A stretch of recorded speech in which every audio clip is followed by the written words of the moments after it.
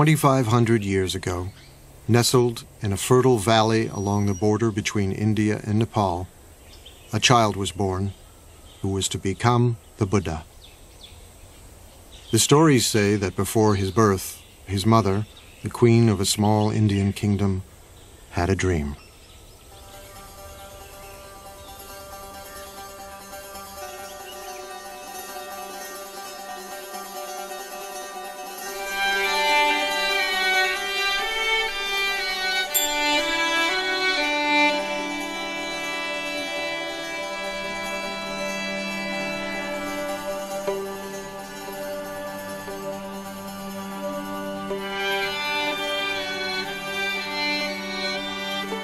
A beautiful white elephant offered the queen a lotus flower and then entered the side of her body.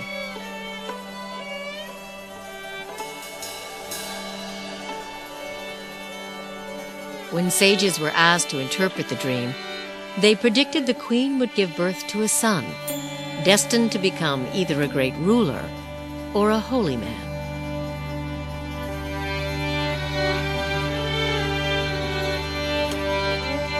One day, they said, he would either conquer the world or become an enlightened being, the Buddha. People like stories. It is one of the ways we learn.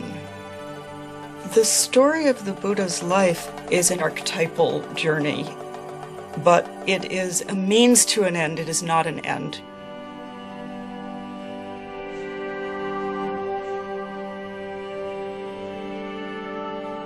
Within 10 months, as a tree lowered a branch to support her, a baby boy was born, emerging from her side. 7 days later, the queen died.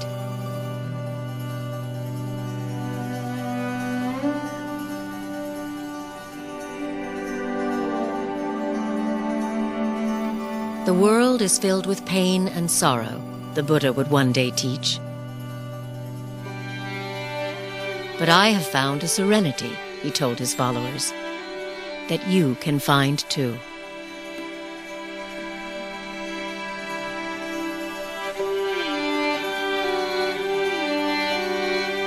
Everybody understands suffering. It's something that we all share with everybody else. It's at once utterly intimate and utterly shared.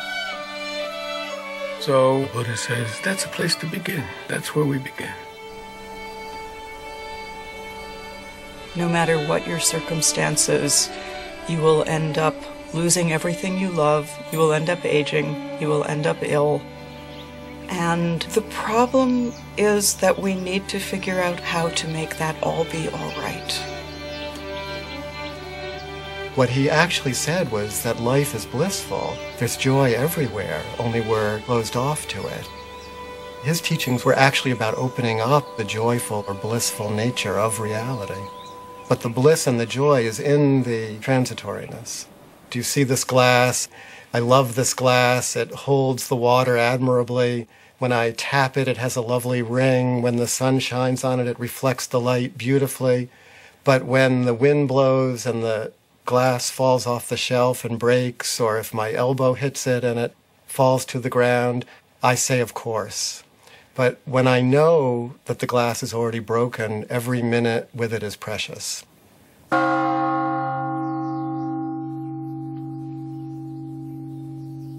Everybody, every human being wants happiness. And Buddha, he acts like a teacher. You are your own master. Future, everything depends on your own shoulder. Buddha's responsibility is just to show the path. That's all. The Buddha can shine out from the eyes of anybody. Inside the buffeting of an ordinary human life, at any moment what the Buddha found, we can find.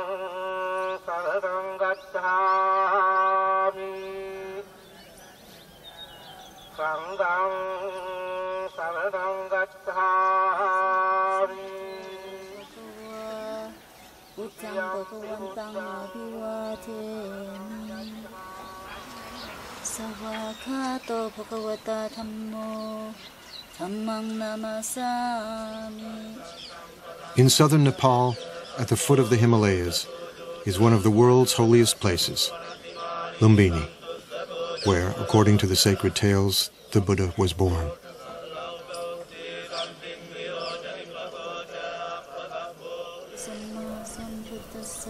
Today, Buddhist pilgrims from all over the world make their way here to be in the presence of the sage whose life story is inseparable from centuries of anecdotes and legends.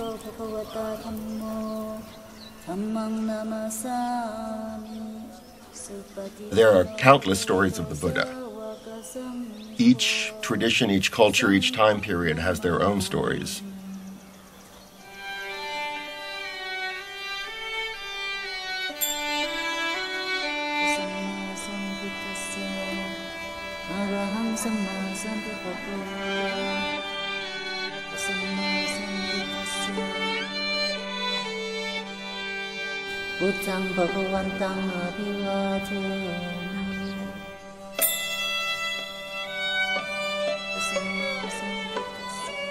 We have lots of visual narratives and artwork from all over Buddhist Asia.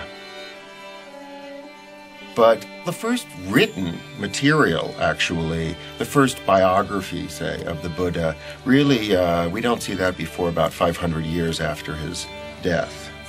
For the first few centuries, Buddhist narrative was oral.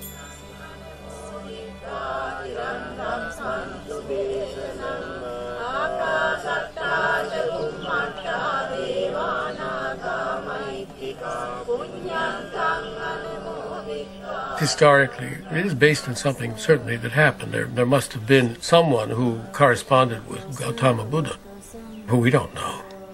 We don't know how much of it is pure fairy tale and how much of it is historic fact. But it doesn't matter. It touches something that we all basically know. The relevance of it is in the message of the story, the promise of the story. Like any good story, it has a lot to teach. So the story of his life, then, is a beautiful way of telling the teaching. He who sees me sees the teaching, the Buddha said. And he who sees the teaching sees me.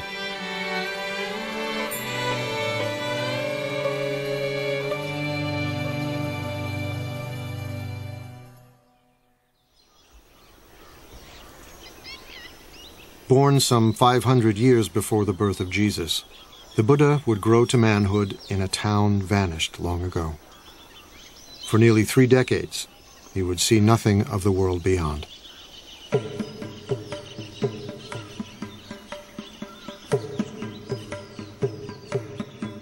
The tales say he was the son of a king, raised in a palace with every imaginable luxury. He was called Siddhartha Gautama, a prince among a clan of warriors. When I was a child, he said, I was delicately brought up, most delicately. A white sunshade was held over me day and night to protect me from cold, heat, dust, dirt, and dew. My father gave me 3 lotus ponds. One where red lotuses bloomed. One where white lotuses bloomed. One where blue lotuses bloomed. The father wants him to be a king, wants him to conquer the world, to be the emperor of India, which at that time was 16 different kingdoms. And it was predicted that he would be able to conquer wherever he wanted if he remained as a king. So the father was creating this artificial environment to coddle him. His father wanted to prevent him from ever noticing that anything might be wrong with the world, because he hoped that he would stay in the life they knew and loved and not go off as was predicted at his birth and possibly become a spiritual teacher rather than a king. Shielded from pain and suffering, Siddhartha indulged in a life of pure pleasure. Every whim satisfied, every desire fulfilled. I wore the most costly garments, ate the finest foods. I was surrounded by beautiful women.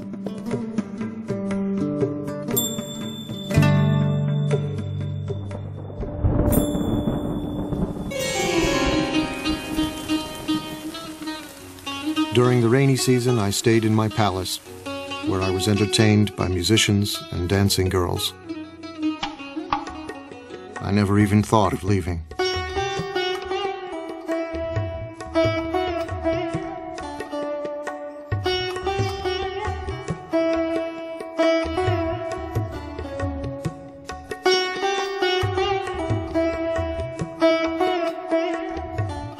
When he was 16, his father, drawing him tighter into palace life, married him to his cousin.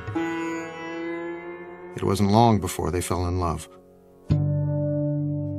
He was totally in love with her. There is a story that on their honeymoon, which was about 10 years long, at one time they rolled off the roof that they were making love on while in union, and they fell down but landed in a bed of lotuses and lilies and didn't notice they had fallen.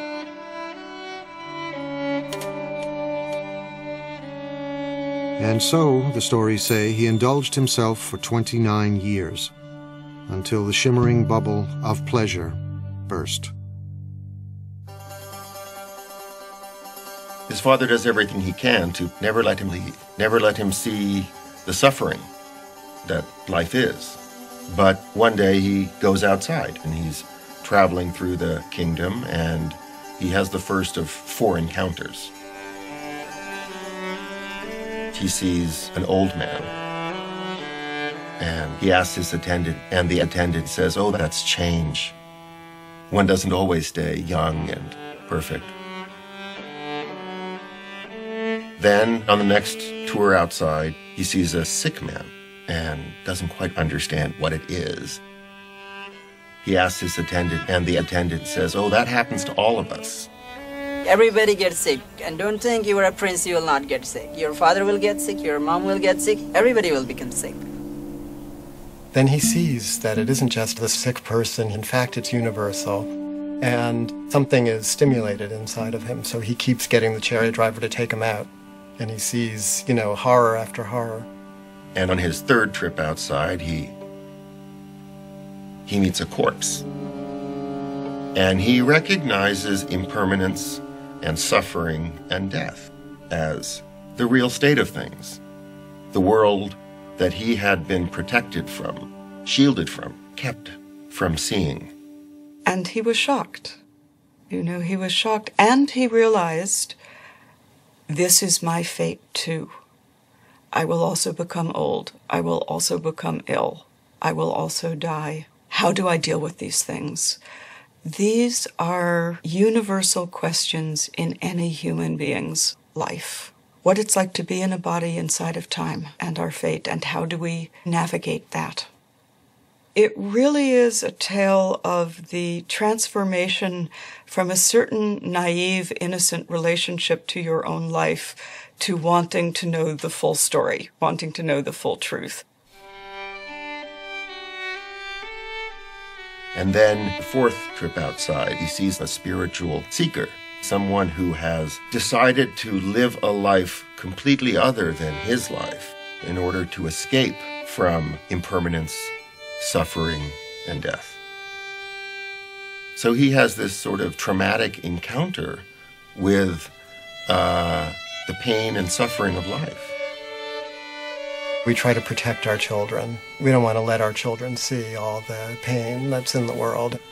But at a very early age, at a time before he could remember anything, at a time before there was conceptual thought, he already suffered the worst kind of loss that one could suffer. Suddenly and mysteriously, his mother died when he was a week old. So something tragic happened, right at the beginning. That might be what it takes to become a Buddha, is that you have to suffer on such a primitive level.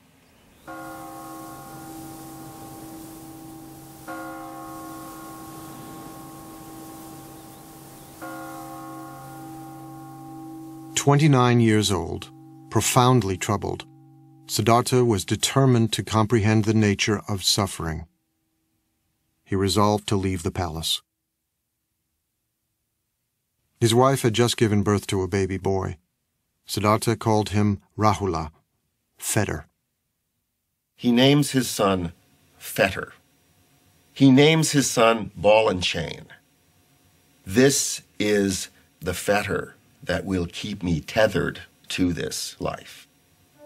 This is what will keep me imprisoned.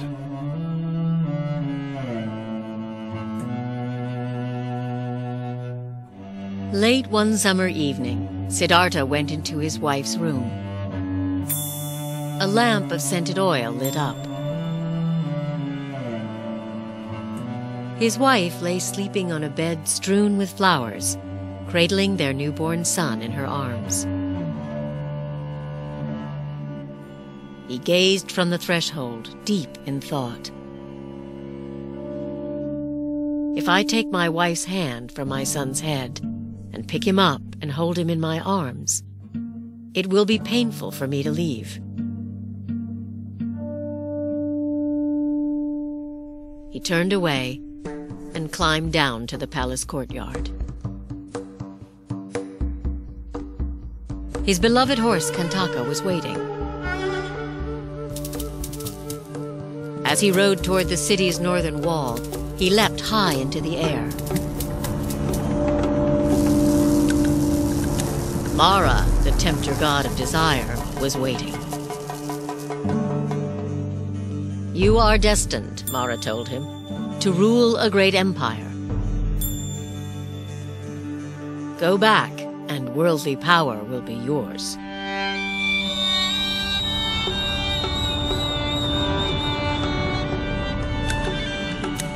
Siddhartha refused. He left grief and probably absolute puzzlement and dismay in the hearts of wife, in the infant son who was innocent and yet was suddenly fatherless, and of course his own father. But there is no knowledge won without sacrifice.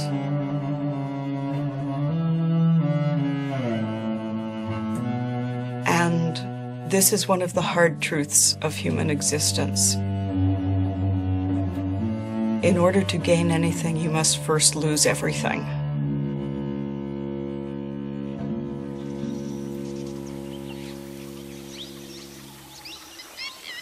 Siddhartha was alone in the world for the first time.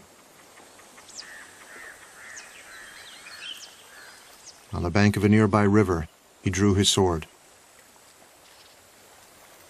Although my father and stepmother were grieving with tears on their faces, he said, I cut off my hair, I put on the yellow robes and went forth from home into homelessness. I had been wounded by the enjoyment of the world, and I had come out longing to obtain peace.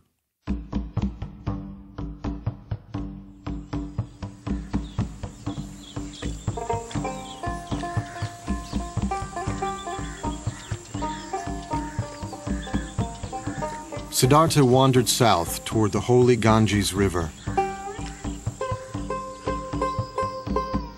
Once a great prince, now he became a beggar, surviving on the charity of strangers.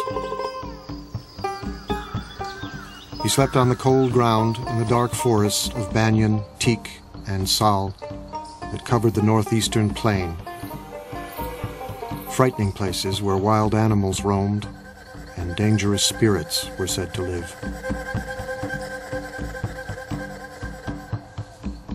He's going out to see what there is. He's a seeker. He doesn't have a teaching yet. He doesn't have an understanding yet. He doesn't have an insight yet. He doesn't have a solution yet, but he recognizes the problem.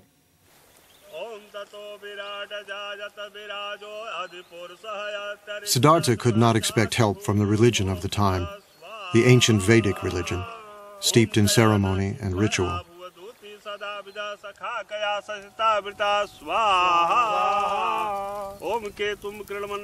Some of its rituals still live on in ceremonies conducted by Hindu priests, who chant Vedic formulas more than 2,500 years old.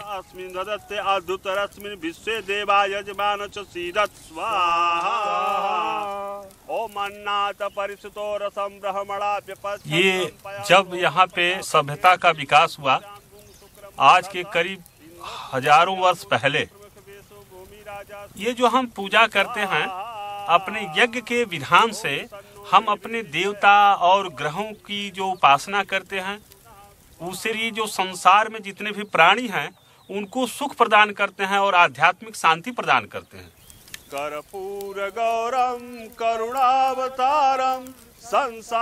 For centuries, the Vedic rituals had commanded respect for the gods and inspired conviction.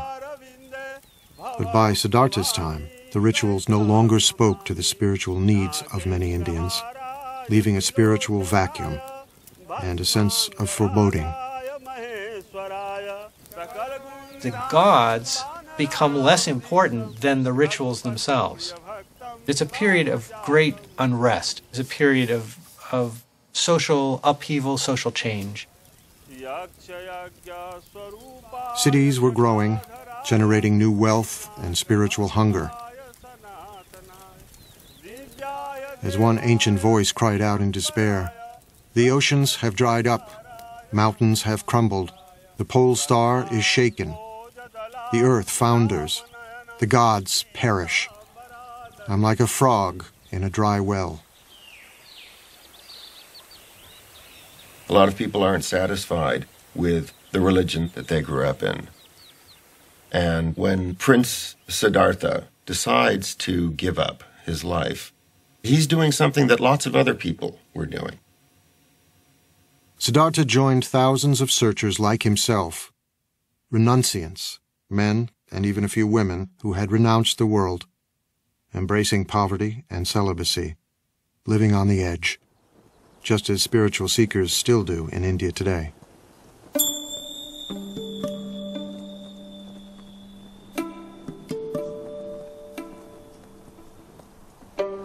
Now, at this time in India, there are lots of renunciants out there. It's a flourishing renunciant tradition. There are many different people who have given everything up and practice austerities and meditate in order to escape from the cycle of death and rebirth. The notion of reincarnation is something that's part of Indian culture, part of Indian civilization, part of Indian religion, that was there long before the Buddha. And it was in a sense, the problem that the Buddha faced.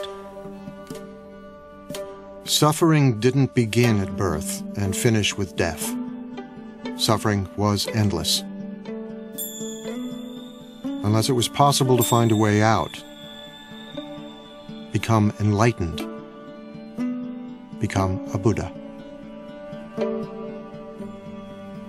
In his time, there was a sense of death not being final, but of death leading inexorably to rebirth, and of suffering beings bound to the wheel of death and rebirth.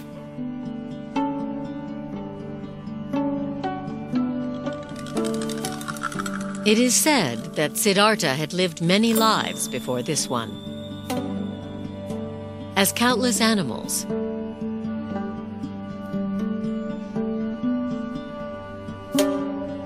innumerable human beings,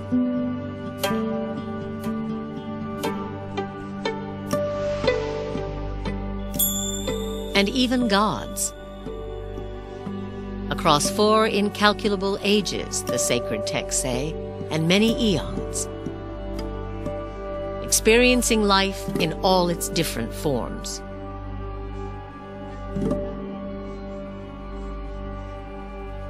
Siddhartha's previous lives, many eons, sometimes as a human being, sometimes as an animal, but then gradually you see his practice becoming more higher and higher and deeper, deeper.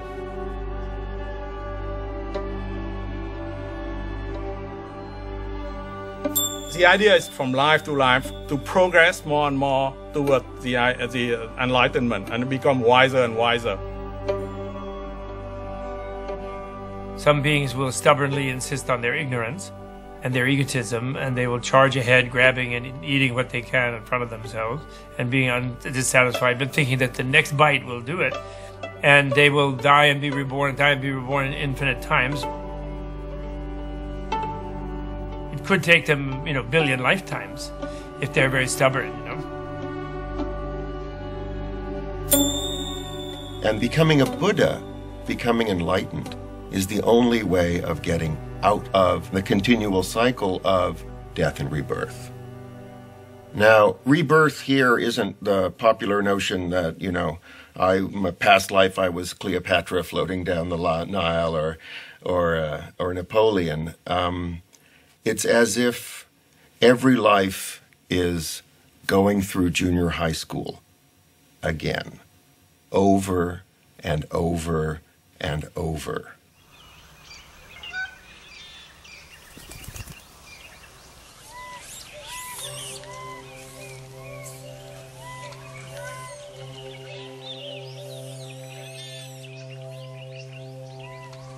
With the authority of the priests worn thin and wisdom seekers like Siddhartha roaming the countryside, holy men emerged, teaching their own spiritual disciplines.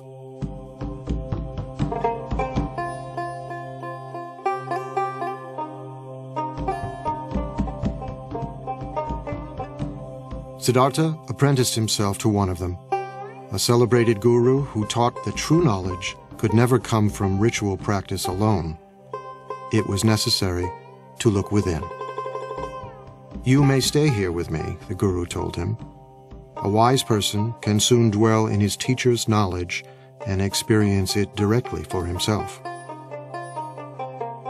Siddhartha set himself to learn the rigorous practices the guru prescribed. The teachers of the time are already teaching forms of yoga and meditation, teaching that the self-reflective capacity of the mind can be put to use to tame the mind, to tame the passions. That was already established in India. And there were probably so many schools of yoga and meditation in those days, just as there are now.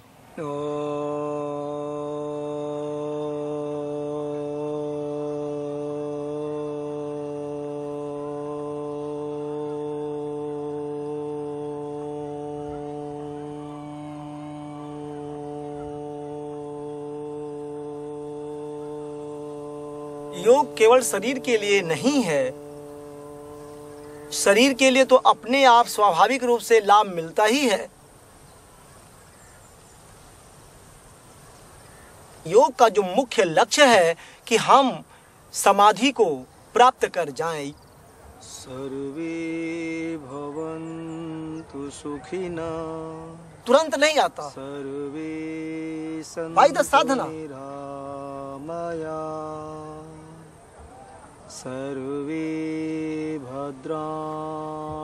Although yoga appears to focus on controlling the body, it is in fact an ancient spiritual discipline, a form of meditation, harnessing the energies of the body to tame the mind.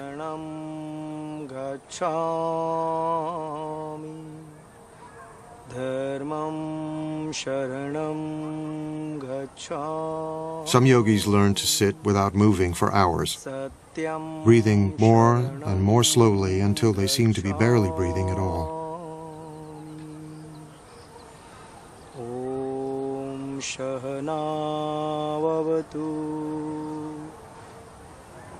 सर्वे भवन्तु सुखिनः सर्वे सन्तु. All kinds of trance states are possible through meditation. If you hold the mind, if you concentrate the mind on a single object, be it a word or a candle flame or a sound, it's possible to transport the mind into all kinds of interesting places.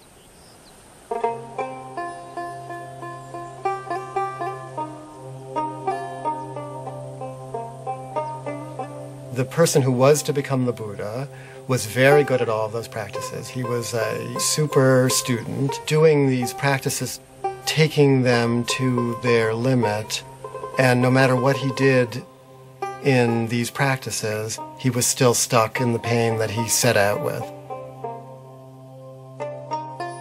He ascends to these very rarefied states of consciousness, but it's not permanent. And it does not bring penetrating truth into the nature of reality.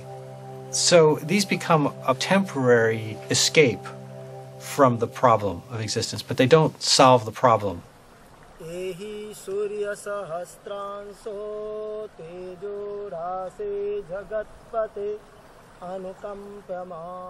Siddhartha apprenticed himself to another popular guru, but the results were the same. The thought occurred to me, he said later, this practice does not lead to direct knowledge, to deeper awareness. Disenchanted, he left this master too.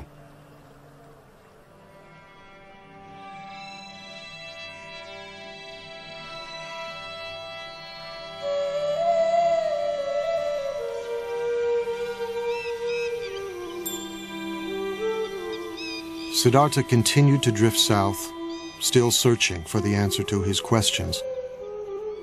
Why do human beings suffer? Is there any escape? He's trying and trying and searching, and he already experienced extreme luxury, so now he tries extreme deprivation.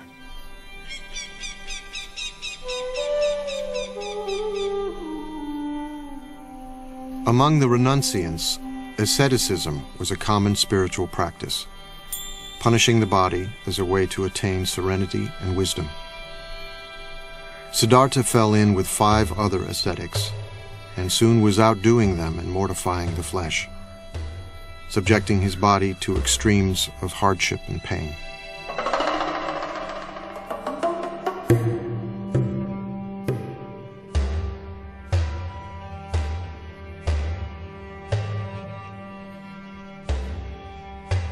The body represents a fundamental problem. Old age brings a decrepitude to the body. Sickness brings pain and suffering to the body. And death is ultimately the cessation of the functioning of the body. So there was a sense that if you could punish the body sufficiently, you could escape its influence. You could transcend some of the limitations that the body seemed to impose.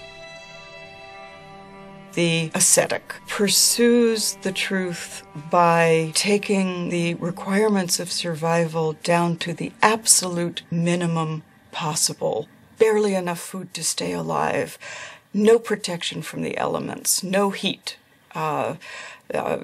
Sit in the cold, sit in the rain.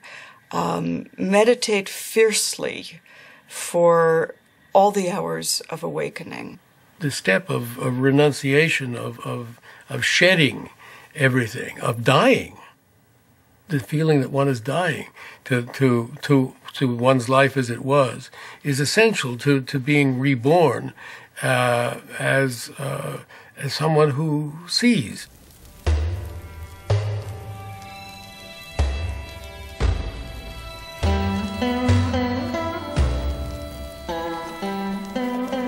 Ascetics can still be seen in India, firm in the belief that by subduing the flesh, they can gain spiritual power.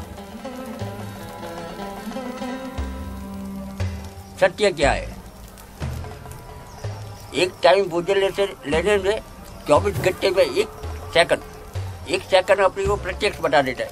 कि सत्य क्या है। था छोड़ दिया टोला ऊपर में। इसलिए सोचता हूँ कि हर चीज मोह नहीं रखता। ये मार्ग जो आगे बढ़ने के लिए इसमें मैं मोह नहीं रखता। मोह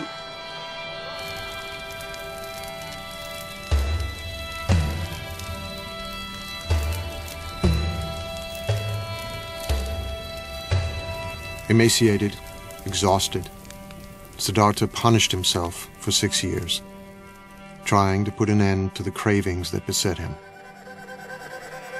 He tortures himself, trying to destroy anything within himself that he sees as bad. The spiritual traditions of that time said you can be liberated if you eliminate everything that's human, everything that's coarse and vulgar, every bit of anger, every bit of desire. If you wipe that out with force of will, then you can go into some kind of transcendental state. And the Buddha tried all that, and he became, the most anorectic of the anorectic ascetics. He was eating 1 grain of rice per day. He was drinking his own urine. He was standing on 1 foot. He was sleeping on nails. He did it all to the utmost.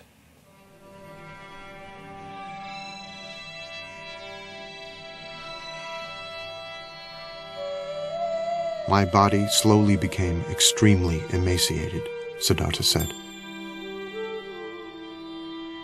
My limbs became like the jointed segments of vine or bamboo stems. My spine stood out like a string of beads. My ribs jutted out like the jutting rafters of an old abandoned building.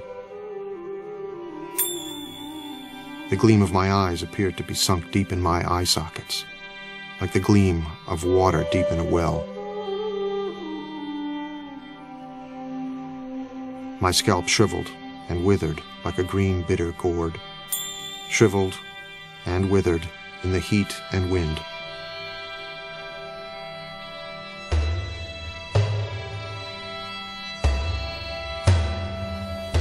What he was trying to do was pushing his body to the most extreme that he could.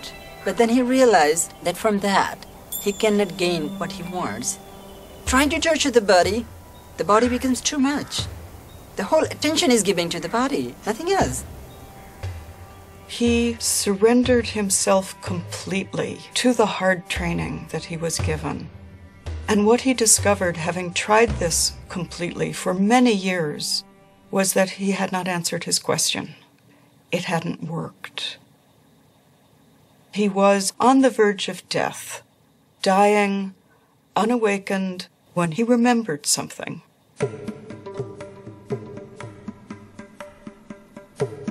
He remembered a day when he was young and sat by the river with his father, and the perfection of the world as it was simply gave itself to him.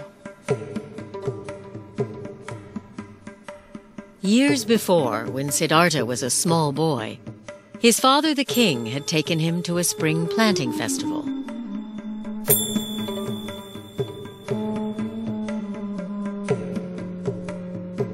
While he watched the ceremonial dancing, he looked down at the grass.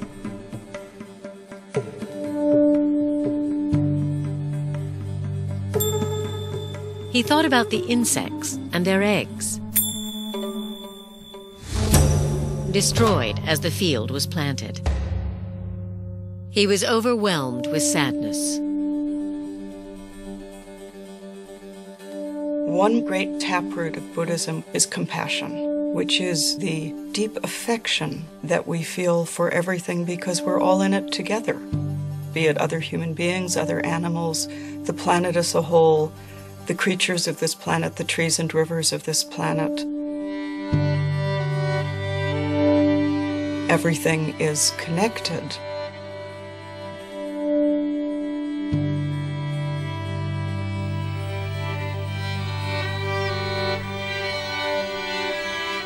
It was a beautiful day.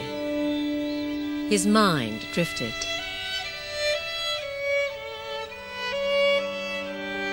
As if by instinct, he crossed his legs in the yoga pose of meditation, and the natural world paid him homage. As the sun moved through the sky, the shadows shifted, but the shadow of the rose apple tree where he sat remained still. He felt a sense of pure joy. The joy that he found is in the world that is already broken. It's in this transitory world that we're all a part of. And the fabric of this world, despite the fact that it can seem so horrible, the underlying fabric of this world actually is that joy that he recovered. That was his great insight. But, he says, I can't sustain a feeling of joy like this if I don't take any food, so I better eat something. And then at that moment, a village maiden mysteriously appears carrying a bowl of rice porridge. And she said to him, "Here, eat." That moment of generosity and release, when he accepted the rice, was a decision towards life. It was what in the Christian tradition might be called grace, that you cannot do it completely on your own. And in Christianity, the grace comes from the divine. In the story of the Buddha, the grace comes from the ordinary kind heart of a girl who sees somebody starving and says, "Eat." There's something beautiful. Whenever I remember that story, it makes me so happy because I see the heart of Buddha as the person he was, like the Siddhartha.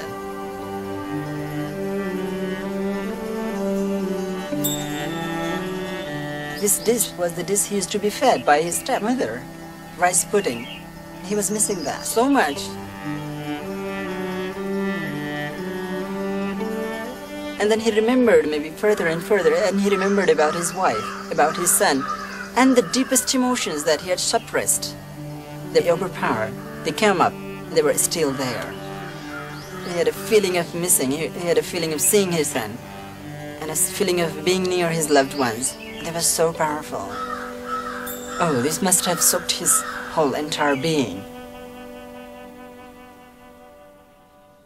He was actually an utter failure. He had been clinging to the path of asceticism, and when he took the food, what followed was a return of his original question. Life is painful. Life involves change. This is still a problem. The problem didn't disappear.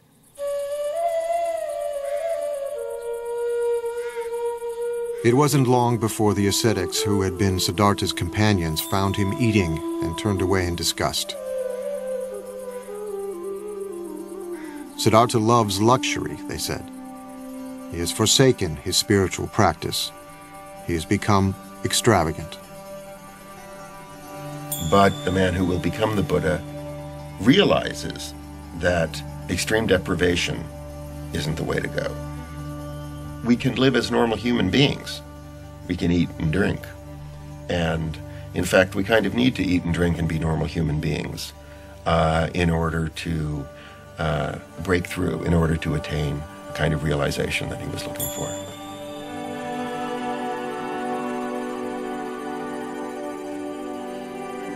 Siddhartha had put his faith in 2 gurus.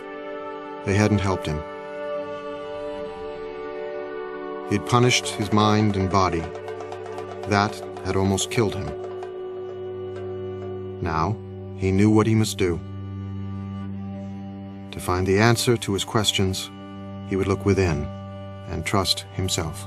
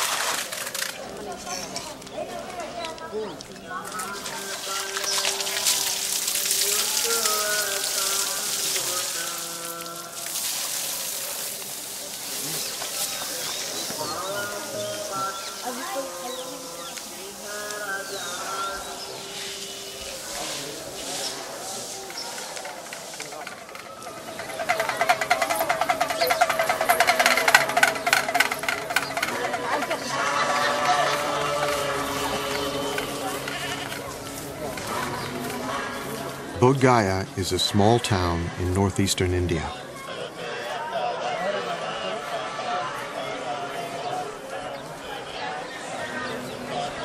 Throngs of pilgrims have come here from all over the world for more than 16 centuries.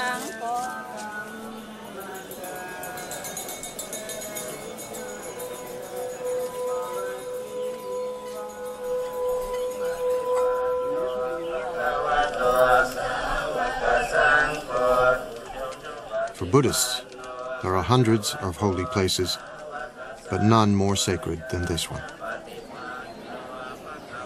Bodh Gaya is the sacred point from which the Buddhist faith radiates.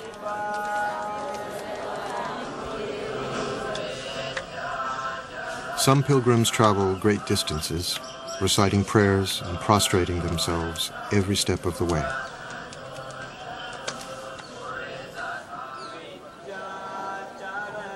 It is their Mecca and Jerusalem.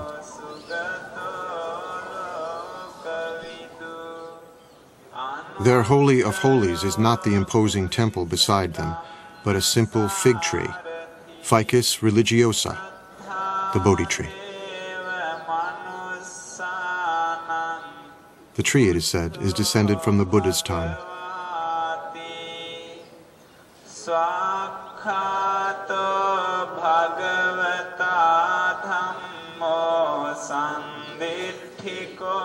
Every pilgrim knows the story of how Siddhartha, after accepting the rice milk from the young girl, put aside the rags he was wearing, bathed himself in a nearby river, and strengthened, sat down in the shade of the Bodhi tree and began to meditate.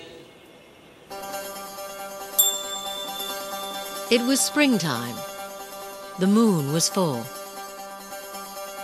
Before the sun would rise, Siddhartha's long search would be over.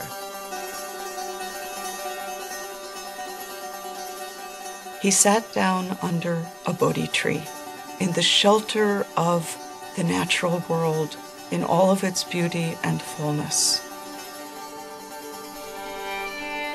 And he said, "I will not move from this place until I have solved my problem.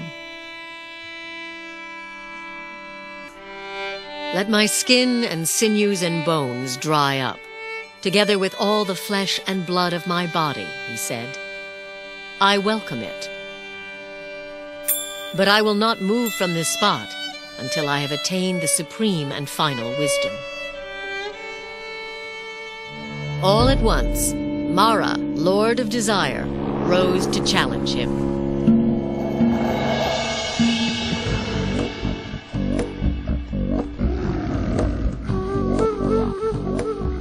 With an army of demons, he attacked.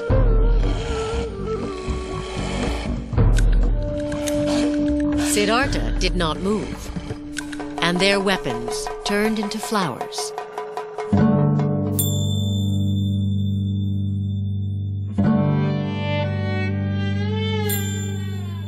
Mara is the ruler of this realm of desire, this world that we all live in.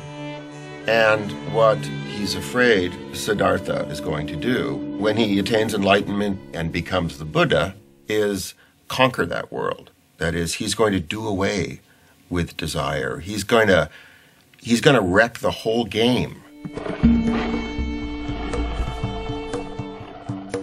Mara did not give up.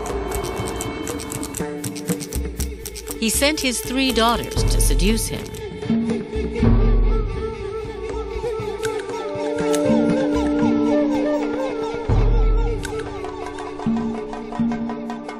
Siddhartha remained still. When he faces Mara, he faces himself and his own destructive capacity. But he's not the warrior trying to do battle with those qualities. He's discovered his own capacity for equanimity.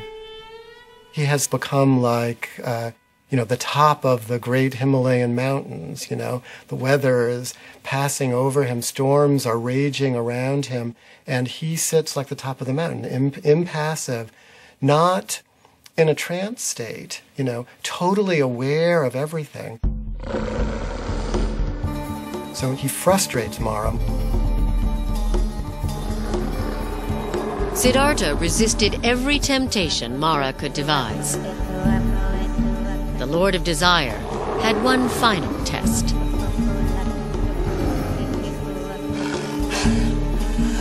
He demanded to know who would testify that Siddhartha was worthy of attaining ultimate wisdom, and his demon army rose up to support him.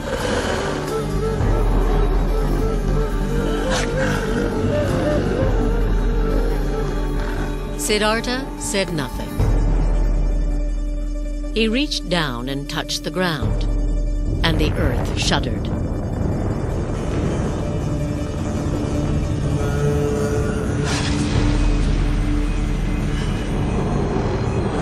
Mara's demons fled.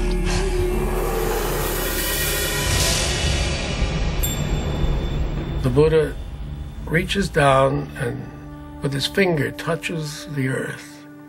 He says, "The earth is my witness." He said, "Mara, you are not the earth. The earth is right here, beneath my finger." And the earth is what we're talking about. Accepting the earth, not owning the earth, not possessing the earth, but the earth just as it is, abused and exploited and despised and rejected and plowed and mined and shat on and everything else, it's still the earth, and we owe everything to it.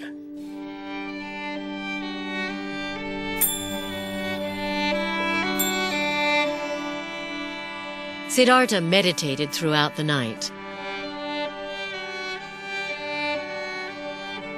and all his former lives passed before him.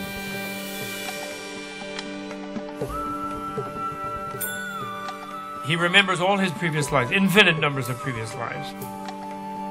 Female and male and every other race and every other being in the vast ocean of life forms. And he remembered that all viscerally, so that means his awareness expanded to be all, so that all the moments of the past were completely present to him. He gains the power to see the process of birth, death, and rebirth that all creatures go through. He's given this sort of cosmic vision of the workings of the entire universe.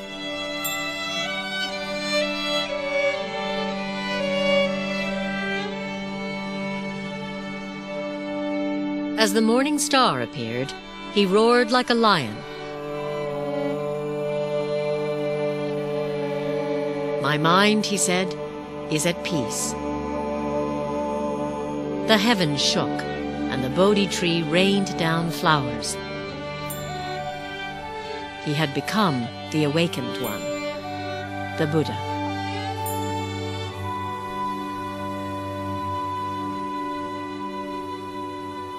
Something new opens up for him, which he calls nirvana, or which he calls awakening.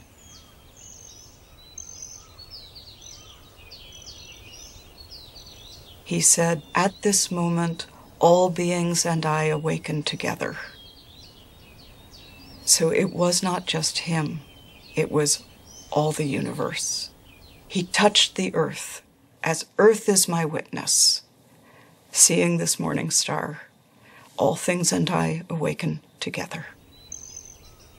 It's not like entering a new state, it's uncovering or surrendering to the reality that has always been there. He realized he'd always been in nirvana, that nirvana was always the case. Your reality itself is nirvana. It's the unreality, it's your ignorance that makes you think you're this self-centered separate being trying to fight off an overwhelming universe and failing. You are that universe. You're already enlightened.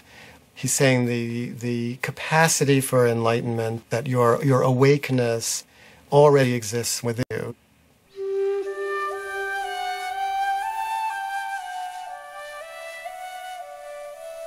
Nirvana is this moment seen directly. There is nowhere else than here. The only gate is now. The only doorway is your own body and mind. There's nowhere to go. There's nothing else to be. There's no destination. It's not something to aim for in the afterlife. It's simply the quality of this moment. Just this room where we are. Pay attention to that. Pay attention to who's there. Pay attention to what isn't known there. Pay attention to what is known there. Pay attention to what everyone is thinking and feeling. What you're doing there, and pay attention. Pay attention.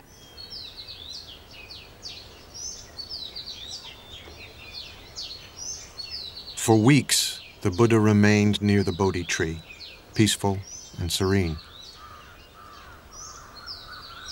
He was tempted to retire into a profound solitude, instead of trying to teach others what it had taken him 6 long years to discover for himself.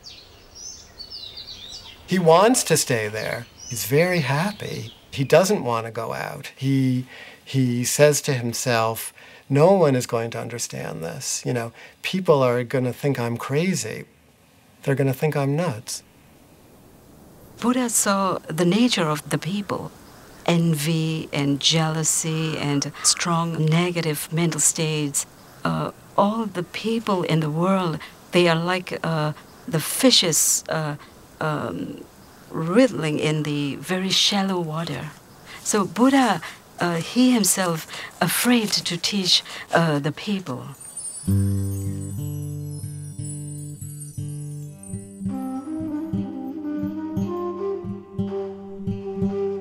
The myth is that God comes to the Buddha. Brahma comes on his knees and says, please, we need you. Why don't you try talking about what you just understood? Because the world needs it. The gods need it and the men need it, you know? People need it. And then Buddha decided to give his teachings. Because of the great compassion, it's not an ordinary compassion.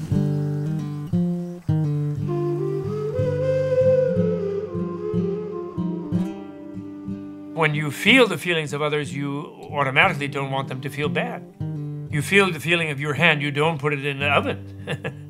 I mean, you're not being compassionate to your hand, you just feel the pain, so you're not going to put it there. So you feel others' pain, you're going to do your best to help them alleviate it. When somebody becomes enlightened, something blooms in his heart. It's like a flower blooms and it cannot hold the fragrance. It has to naturally release. So it's like he naturally had to release his radiance. He has to share this joy that was in his heart. 35 years old, the Buddha would devote the rest of his life to bringing his teachings, the Dharma, the fundamental laws of all things, into the world.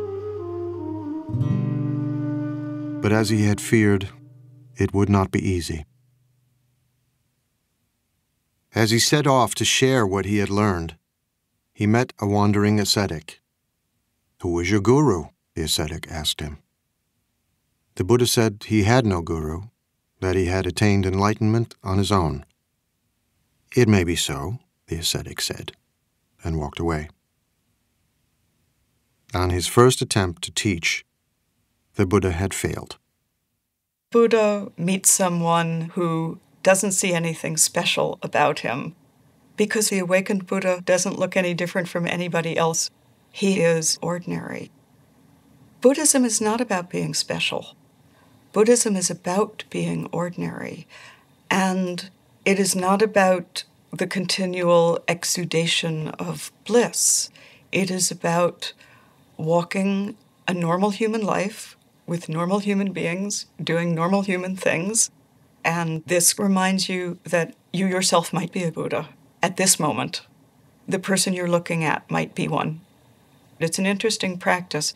Just each person you see as you walk down the street, Buddha, Buddha, Buddha, Buddha, Buddha.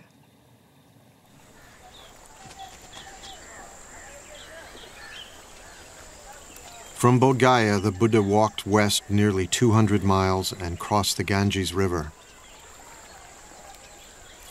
He was still searching for a way to explain to others what he feared was unexplainable, the path to the enlightenment he himself had experienced.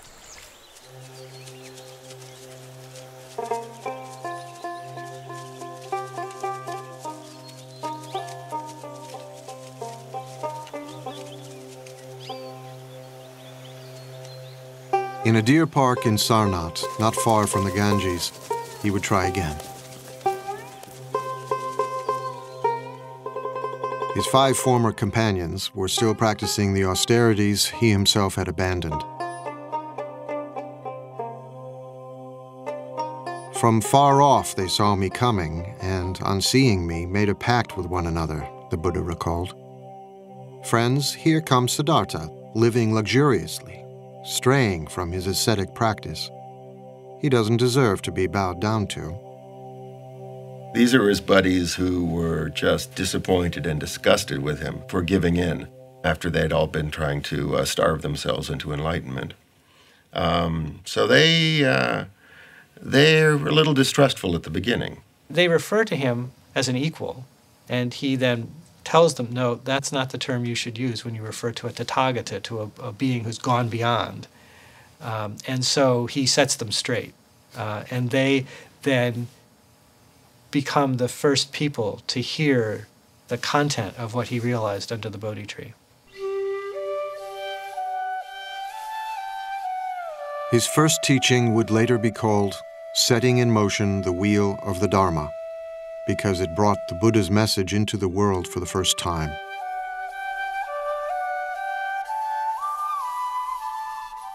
He did not propound a dogma.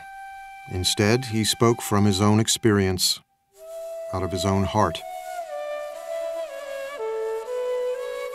He had known the abandon of the sensualist and the rigors of the ascetic. Now, he would disavow both of them. The Buddha said, I've discovered a new way, and it's not the path of asceticism, and it's not the path of sensory indulgence. It's the middle way. What the Buddha was always doing was saying everything needs to be balanced. So, the middle way was always balancing between, excesses on this side, excesses on the other side.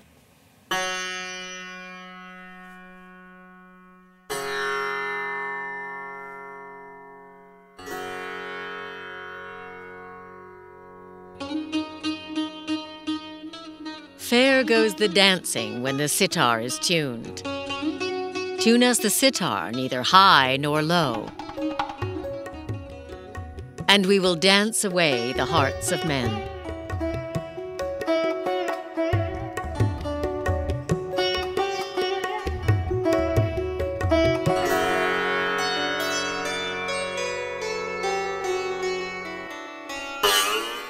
But the string too tight breaks, and the music dies.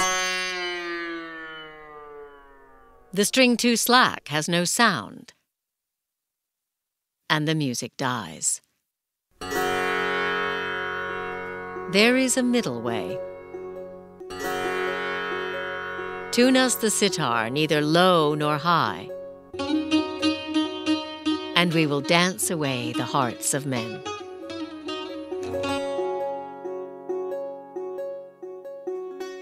The path to enlightenment lay along the middle way, the Buddha taught, and the ascetics listened. Now he would answer the question that 6 years before had provoked his spiritual journey, the question of suffering. Buddhists don't have a creation story. There is no creator deity. It's not really of interest. It's not an issue. What's of interest is the problem of human suffering and the solution to human suffering. Pretty much everything else, right, is beside the point. The Buddha's analysis of suffering came in the form of what have come to be called the Four Noble Truths. There is no commandments or anything. The first noble truth is that there is suffering in this world. Generally, this suffering has been mistranslated. Suffering is not entirely accurate to the word that the Buddha probably used. It means something closer to dissatisfaction, that, we're never quite happy, and if we are, that's gone in an instant anyhow. And he says that this suffering, this unsatisfactoriness, doesn't arise by itself. It has causes.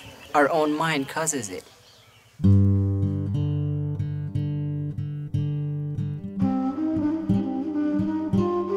While the second noble truth asserts that suffering has a cause, the third noble truth makes an astonishing claim. You really can be free of suffering by understanding the cause of suffering. Nobody tells you that. And so that was a huge announcement. The problem, Buddha taught, is desire. How to live with the confused and entangling desires of our own minds. People often misunderstand Buddhism as saying, in order to wipe out suffering, you have to wipe out desire. If that was what the Buddha was saying, then where does the desire for enlightenment fit in? The Buddha is saying, be smart about your desires. Desire must be there. Without desire, how can lead our life? Without desire, how can achieve Buddhahood? Strong desire to become Buddha. But desire to harmful, that bad. With the fourth and final noble truth, the Buddha laid out a series of instructions for his disciples to follow, a way of leading the mind to enlightenment called the Noble Eightfold Path, the cultivation of moral discipline, mindfulness, and wisdom. They are, as I like to think of them, a set of possible recipes that you can try on your own life and see which one makes the best soup. The Buddha didn't speak for long, but when he was finished, the 5 skeptical ascetics had been won over. They became his first disciples. Word quickly spread of the sage teaching in the deer park at Sarnath. Hundreds came to hear him and became disciples too. Many were wealthy merchants or their sons, living just 5 miles away in a thriving trading center on the Ganges, the holy city of Benares.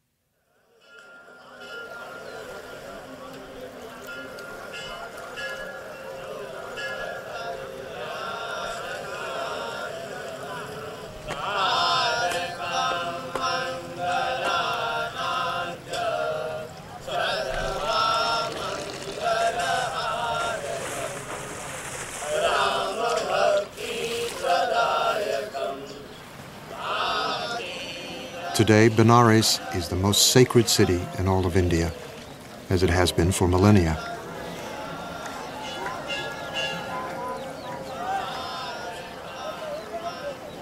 Even before the time of the Buddha, pilgrims came here to worship their gods and bathe in the holy river of heaven.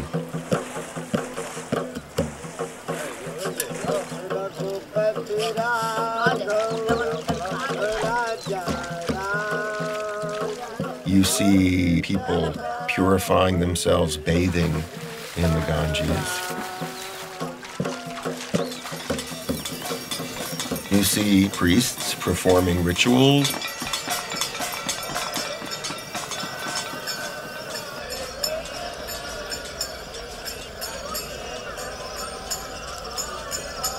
You see corpses, because that's the best place to end one's life. So you see going on there a great range of religious activity, and much of it of the type that does go back to the Buddha's time.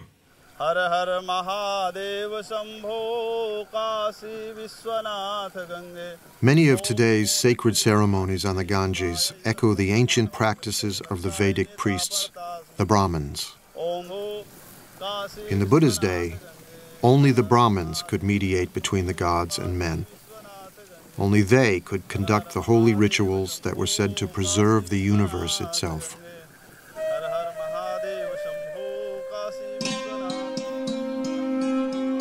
The Brahmin priests stood at the pinnacle of a rigid social hierarchy, a sacred system of caste.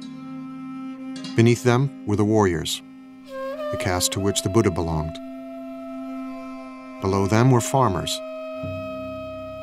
At the bottom were the servants, and still lower, outcasts. Those social groups are not merely social conventions, but rather they're hardwired into the nature of the universe. You're supposed to stay in that group, and the survival of society depends upon your continuing to perform the function associated with that social status. Caste was irrelevant to the Buddha. So were priestly rituals to preserve the universe. His teachings focused on the universe within.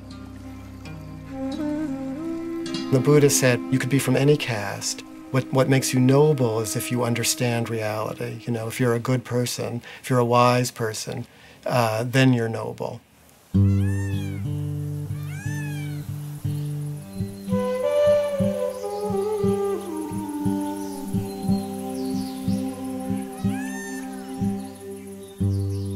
In time, a devoted gathering of monks formed around the Buddha at Sarnath, near the Ganges.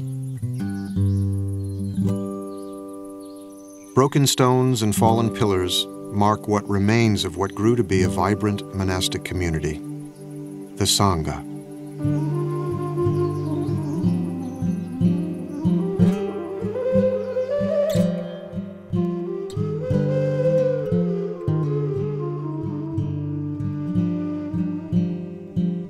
It took the Buddha many, many years to find his way, but he didn't want it to be so hard for people. And so he established a community who could live together and help one another.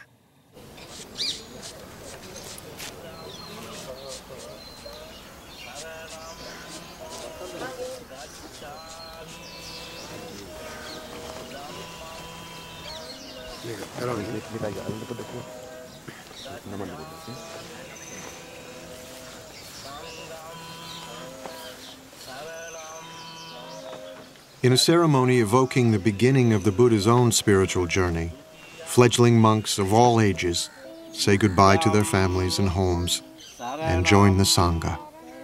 Gacchami dutiyampi dhammam saranam gacchami.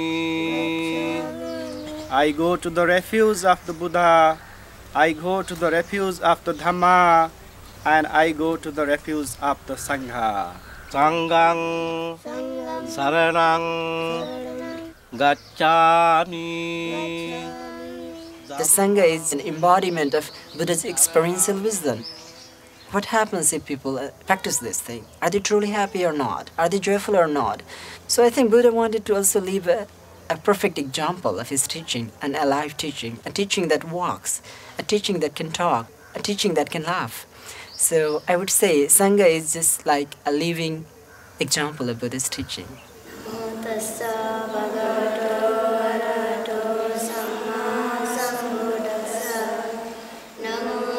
The first Sangha was a radical institution, open to people of every caste and remarkable for the times in which the Buddha lived, to both men and women. The Buddha was part of a culture deeply suspicious of women.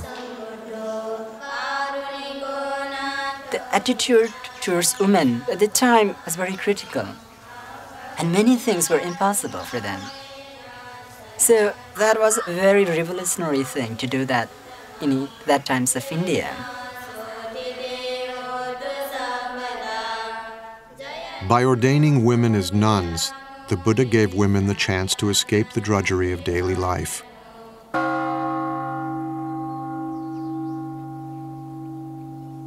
Life was so hard for most women that entering the Sangha was a liberation, as we know from their ecstatic, heart-rending poems.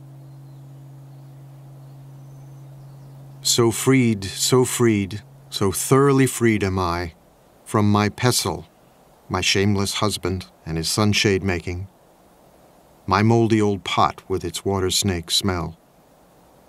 Aversion and passion I cut with a chop. Having come to the foot of a tree, I meditate, absorbed in the bliss.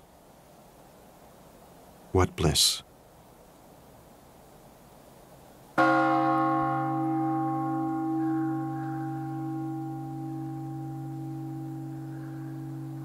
Bliss, nirvana, the Buddha taught, could be found in the fleeting moment through the practice of meditation.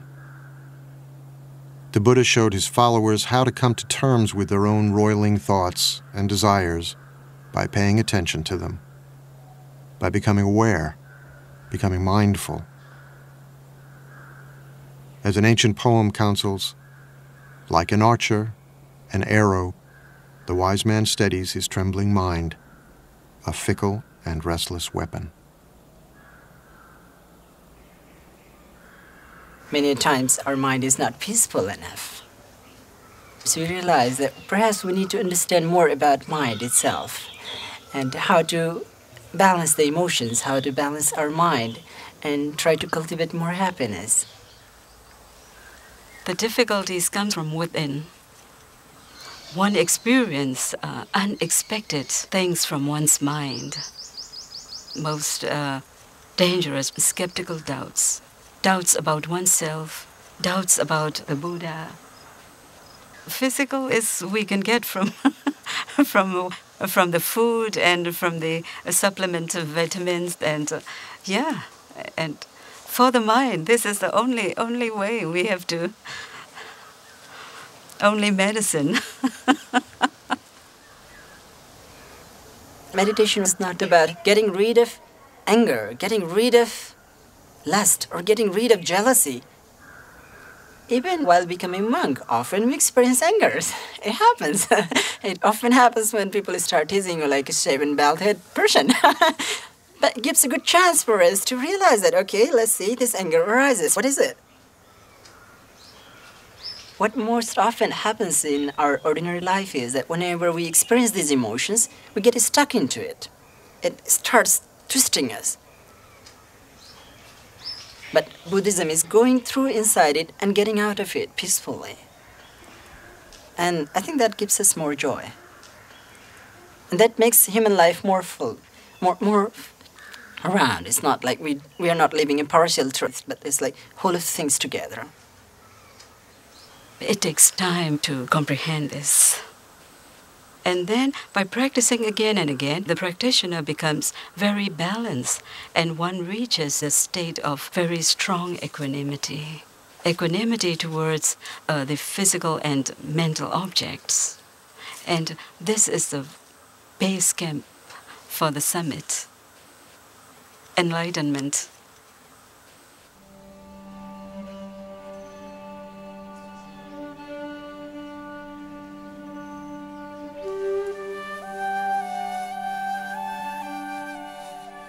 After washing my feet, a disciple said, I watched the water going down the drain.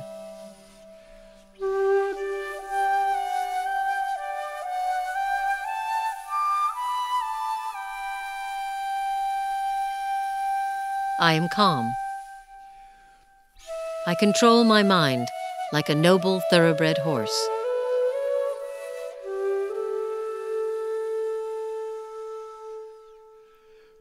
Taking a lamp, I enter my cell. Thinking of sleep, I sit on my bed. I touch the wick, the lamp goes out. Nirvana. My mind is freed.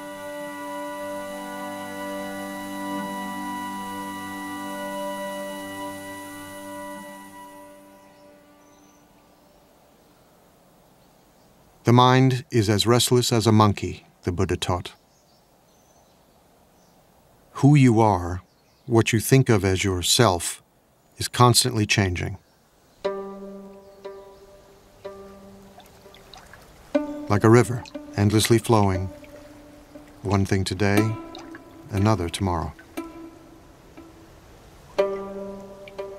There's water in a river, then there's water in a glass, and then the water is back in the air, and then it's back in the river. The water's there, but what is it? That's a way to think about the self in Buddhism. One moment you're angry, the next moment you're laughing. Who are you?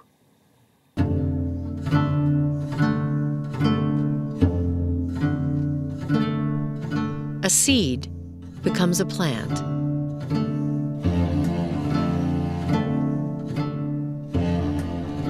Wisps of grass are spun into a rope.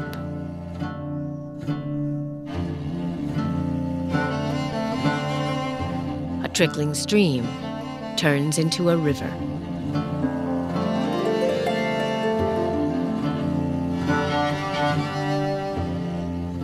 The self comes and the self goes. Simply notice how from one moment to another, yourself is actually not as much the same as we think it is. What the Buddha realizes is that if we can get rid of this fundamental misunderstanding of the nature of the self based on egotism, we won't cling to things, we won't screw up everything we do because we're thinking about it in the wrong way. Once you stop centering your feelings about your feelings on yourself, what naturally arises is simple compassion. Compassion for your own suffering, compassion for the suffering of others. Even the most abstract of the Buddha's teachings had a practical, ethical dimension. Compassion, the Buddha taught, comes from understanding impermanence, transience, flow, how one thing passes into another, how everything and everyone is connected. When this is, that is. From the arising of this comes the arising of that. When this isn't, that isn't. From the cessation of this comes the cessation of that.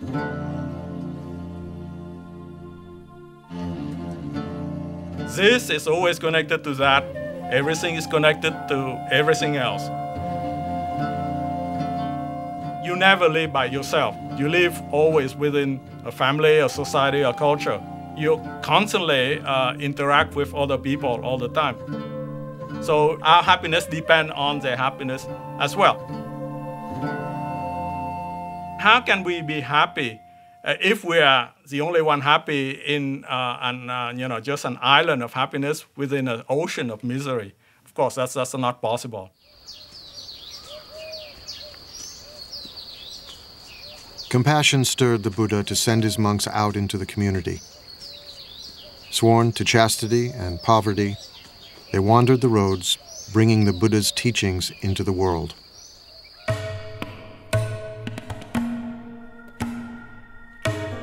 Go forth, monks, for the happiness of the many, out of compassion for the world. There are beings whose eyes have little dust on them, who will perish if they do not hear the teaching. But if they hear the teaching, they will gain liberation. The monks exist by begging. We think of begging as kind of a bad thing. Begging in this tradition is a good thing. It's a sign of spiritual purity. You're not allowed to beg tomorrow's lunch today. Only today's lunch. Then you can't eat from noon until dawn the next day. Then you have to go out and get another lunch. And then in exchange for lunch, you give a lecture. Unless they say we don't want to hear about it, then you don't. But that's the only thing but that forces you to interact with the lay community. And if you're not serving them, if you're not doing something useful for them, they won't put anything in your bowl, and that will be the end of your community.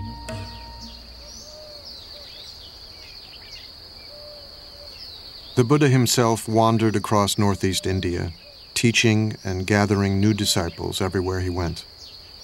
You didn't have to become a monk or a nun to become a Buddhist. The Buddha's teachings were for everyone.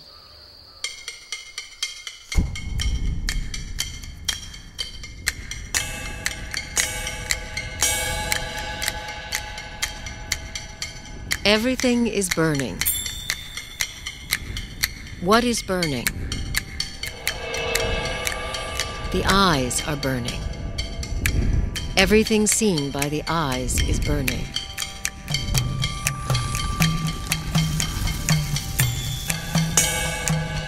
The ears are burning. What is burning? Everything heard by the ears is burning.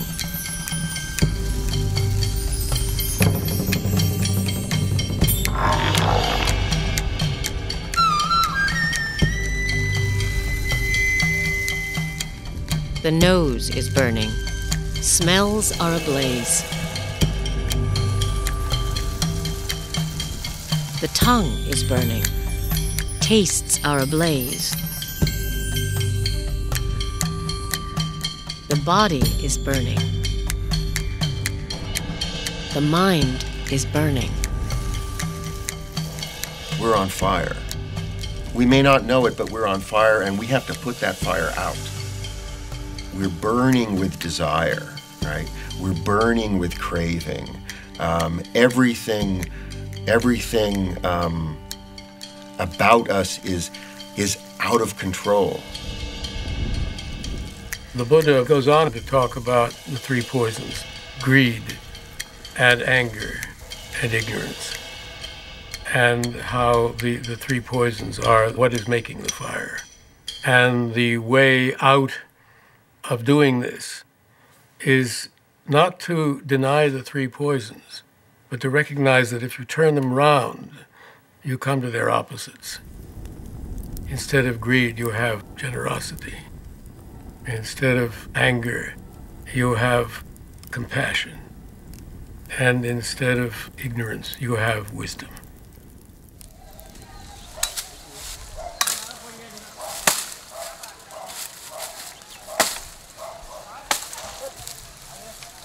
I can give my teachings in brief, the Buddha said. I can teach in detail. It is those who understand that are hard to find. There are stories of people coming to the Buddha and saying, I am leaving your teaching because you have not told me about whether there is a life after death or whether there is another world. And the Buddha says, did I ever say that I would give you the answer to these things? No, Lord, you didn't. Why do you think that I never said that I would give you the answer to these things? Because these are not the things that you need to know. The thing that you need to know is how to deal with suffering.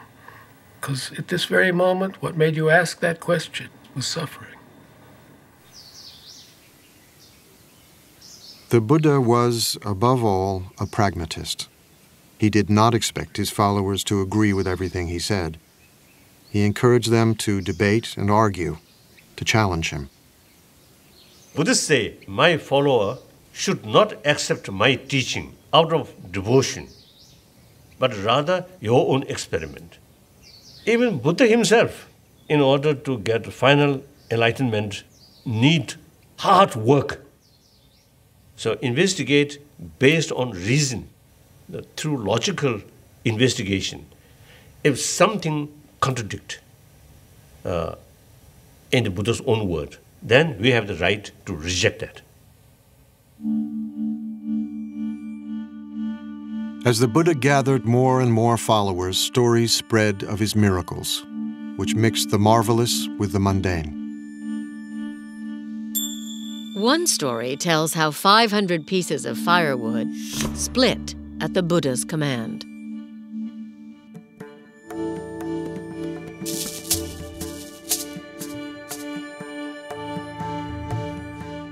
In another, a mad elephant charged wildly down a street, forcing everyone to flee.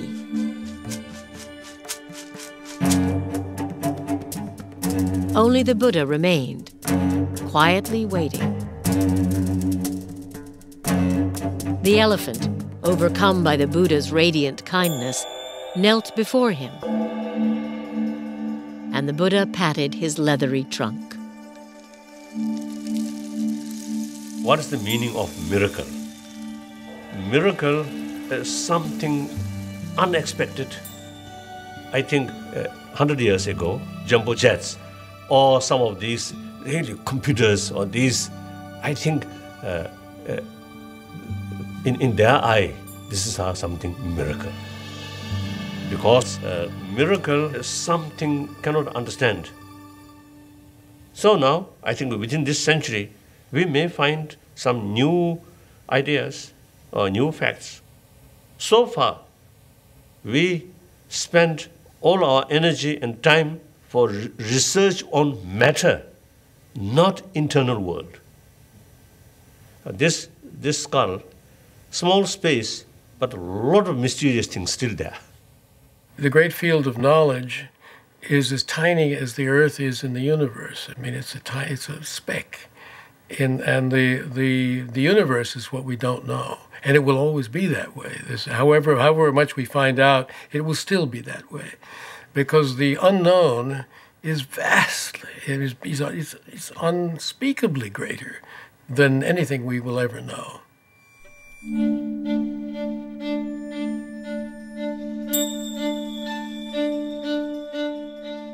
In one of the most storied miracles, the Buddha strode on a jeweled walkway suspended in mid-air, while streams of water spouted and flames flashed from his body, shooting out to the very edge of the universe.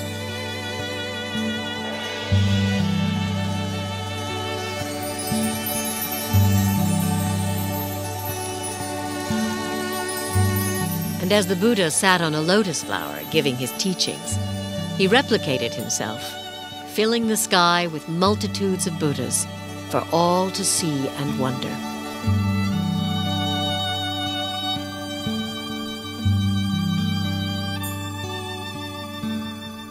Do we believe that literally? Does it matter whether we believe it literally? What many of those miraculous stories are about is the sheer wonder of it all. The very fact that the whole of unknown time and space has led to this very moment when we're sitting here talking to, when we are sitting here talking to each other, is utterly miraculous. Sitting here in a room, having had a cup of coffee, having taken it out of a beautiful blue and white porcelain mug, what could be more miraculous than that? Everyday life around us is already so implausible and so glorious that what need for further miracles? And that's the teaching of the Buddha. That's the miraculous teaching of the Buddha.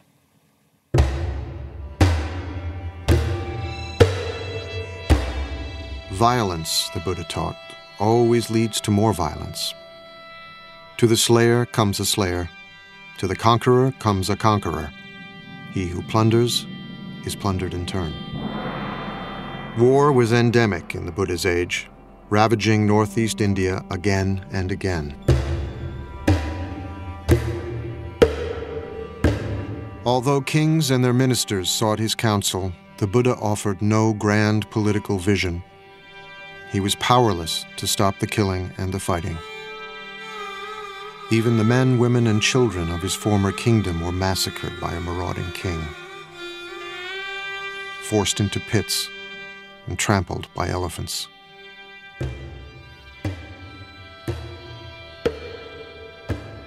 It was said that the Buddha received the news in silence.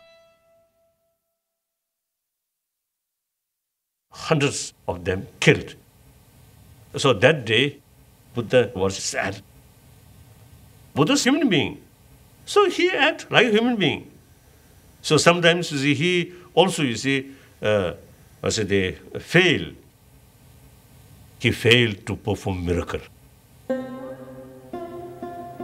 The Buddha failed, but we as the Buddha fail constantly.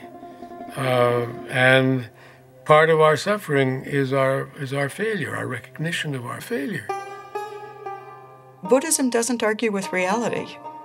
There will always be both the potential for awakening in any moment and the potential for incredible damage at any moment. And if we fool ourselves into thinking we're past that, we will do incredible damage. Change, the Buddha said, must come from within. The Buddha starts always with the mind and talks about the violence in the mind and says that violence in the world is a result of violence in the mind. A tree lives on its roots. If you change the root, you change the tree. Culture lives in human beings. If you change the human heart, the culture will follow.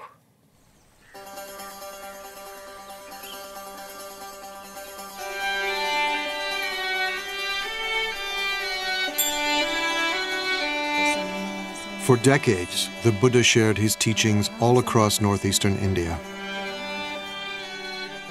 Let all beings be happy, he taught, weak or strong, great or small. Let us cherish all creatures as a mother her only child. Barefoot in his robes, he was still walking the roads when he was 80, but old age was upon him. His back hurt, his stomach was often in pain. I am old, worn out, he told a trusted disciple, like a dilapidated cart held together with thin straps. The world is so sweet, he said, that he could understand wanting to live for at least another century. But he was frail and exhausted.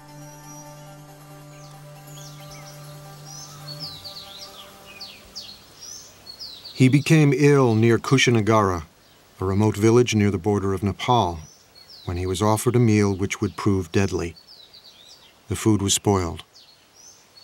He ate what was offered to him, and it's said that he knew it was bad, but he took it anyway because it was offered and didn't want the person who offered it to feel bad because it was his time.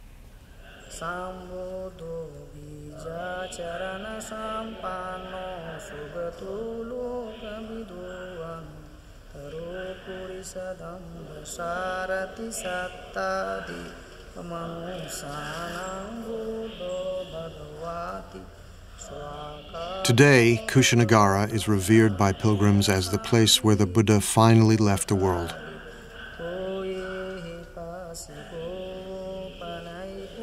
It was in Kushinagara where he grew weak and asked to be laid on his side in a quiet grove of sal trees. As he neared the end, his disciples began to weep, stricken with grief.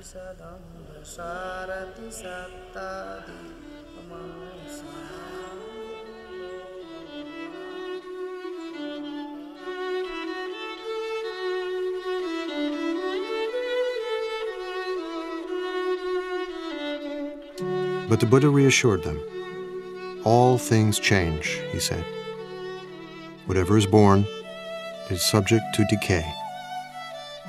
He's saying this is a natural process. He tells his disciples, use this time, use the energy here, even this, for your own awakening. So he used even his own death and their sadness as a time to remind them of what their real task was.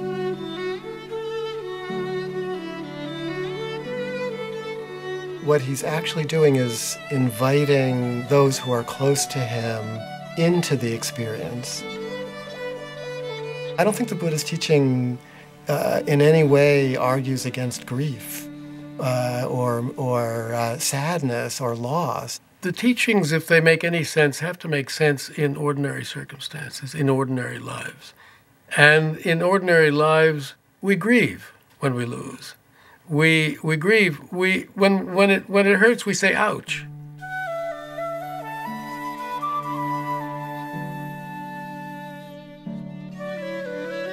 Buddhism is trying to look at things the way they are, the way it is, just as it is.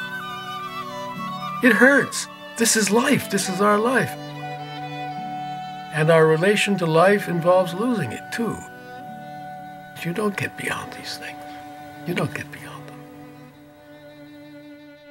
It's all right to feel what human beings feel.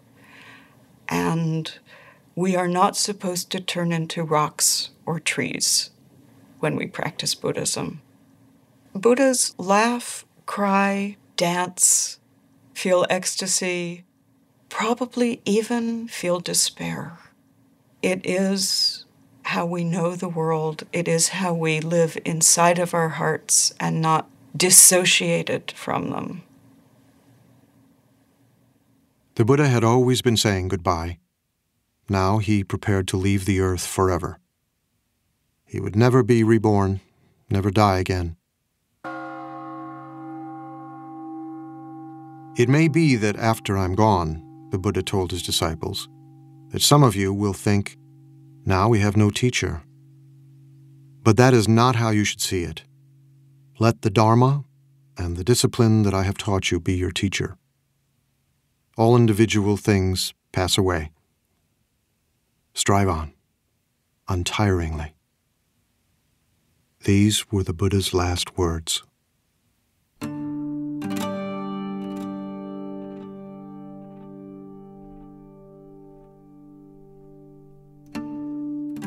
The Buddha died peacefully.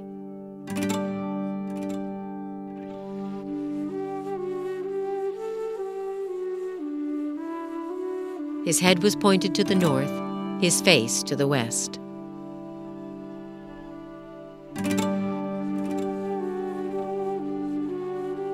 The stories tell how the earth shook, and the trees suddenly burst into bloom.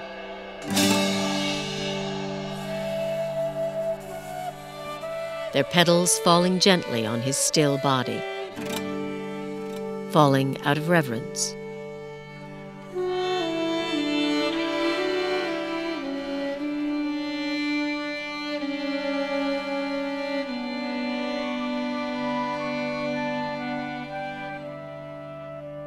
Divine coral flowers and divine sandalwood powders fell from above on the Buddha's body, out of reverence.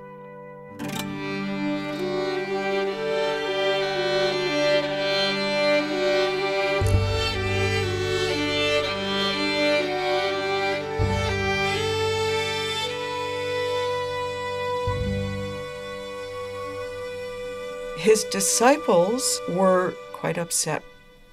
What are we going to do without our teacher? We will be lost without our teacher. But his instruction was so simple and so clear. I am not your light. I am not your authority. You've been with me a long time now. Be your own light.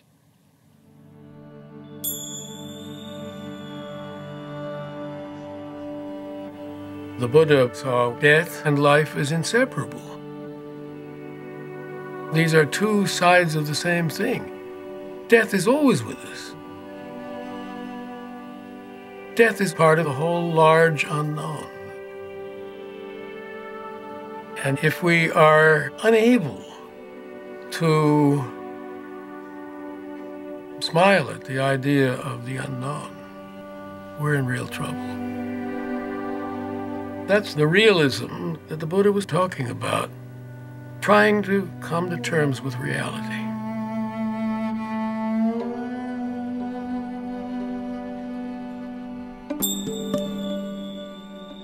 When he was 29 and still Prince Siddhartha, the Buddha had left his wife, child, and family to try and understand the nature of suffering.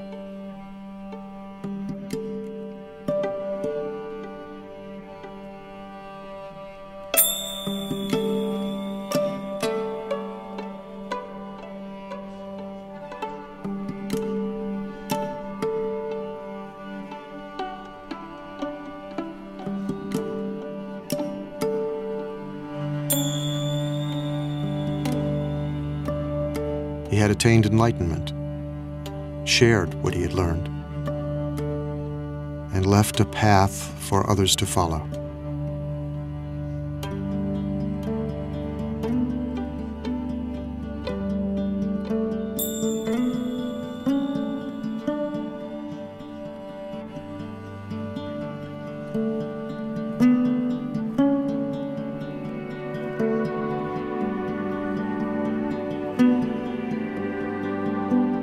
Now he was gone.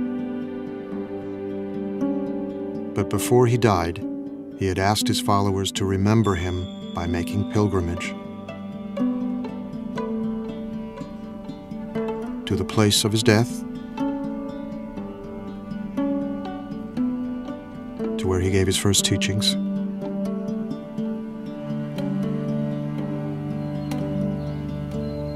where he achieved enlightenment,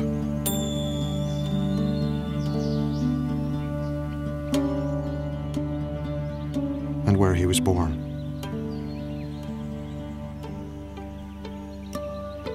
Those 4 places mark out a sacred biography.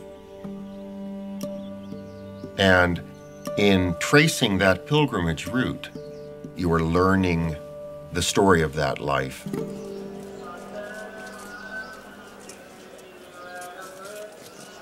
At places of pilgrimage, temples were built, images were installed, and relics were enshrined. Millions of people get immense inspiration. Buddha's spirit always there. But real Buddha's holy places is within oneself. That's important. So real Buddhist sacred place we must build within ourselves. We must build within our heart.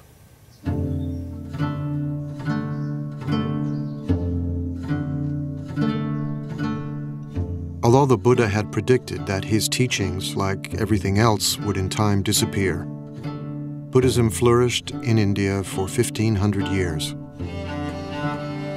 Spread into Sri Lanka, Central and Southeast Asia, Tibet, China, Korea, Japan, and in the 20th century, to Europe and the Americas, adapting different forms and shapes wherever it took root, attracting many millions of men and women who practiced the Buddha's teachings both within and outside the monastic community.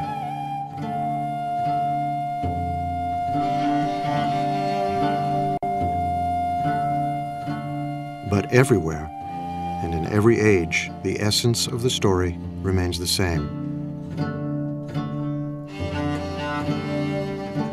The Buddha said that we've turned this world into a painful place. And this world does not have to be a painful place. This world can be a world inhabited by Buddhas. But it's up to each one of us to turn ourselves into a Buddha. That's the work. If the Buddha is not you, finally the Buddha is of no interest to you. The Buddha is of such interest to you because you are the Buddha. Every sentient being, even insect, have Buddha nature, the seed of Buddha. That's the seed of enlightenment. So therefore, there is no reason to believe some sentient being cannot become Buddha. So like that. I know that there are supposed to be preserved footprints of the Buddha, which are kept in one of the sacred places in India or Nepal. And, you can stand in them. And if you stand in them, maybe you realize, 10 toes, me too.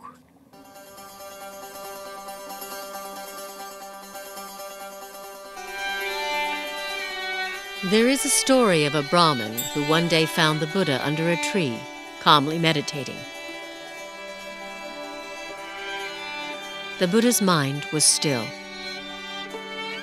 He radiated such power and strength that the Brahmin was reminded of a tusker elephant.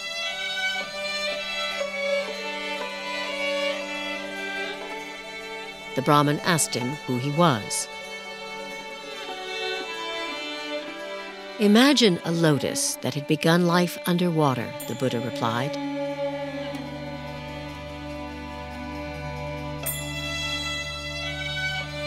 But grew and rose above the surface until it stood free.